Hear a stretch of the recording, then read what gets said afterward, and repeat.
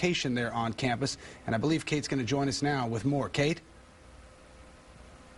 Right near PCL, near 21st Street, and we've actually been here throughout the morning. Police have had this area sealed off since very early this morning, and as the morning has gone on, it's gotten pushed back further and further closer to MLK. And now as students are leaving campus, they're actually not even really allowed to walk through this area. We've been seeing them actually walk along the sidewalk of MLK. So a lot of the people that were in the education building, which is right next to PCL, they had to leave and walk all the way up to MLK to avoid even being on campus. I want to take you through a timeline of what happened this morning, because it has been a chaotic morning of just so much happening. At 8:10, that is when shots were reported being fired.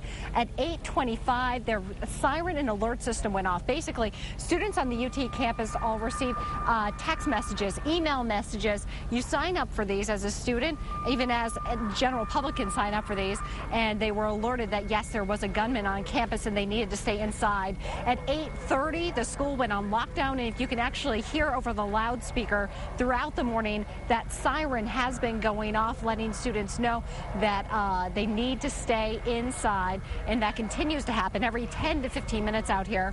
The next thing that happened at 8:50, the gunman shoots himself, and by 11:40 this morning, the campus was given the all clear to be able to leave. Now, we are on one side of the campus. We are on the south end of the campus, closer to the Capitol building, but the communication building known as CMA, which is all the way on the north side of campus. I was actually talking with one of my professors over there, and even on the complete opposite side of campus, they were locked down. Everyone in the CMA building was asked to go down into the basement.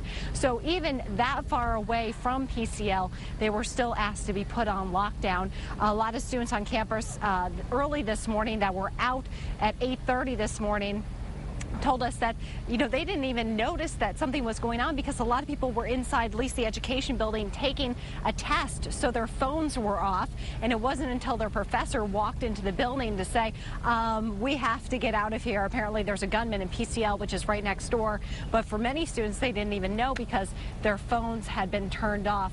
But still, even at this hour, even after the all clear has been given, you can see the police tape is still up. Police are out blocking the area around PCL.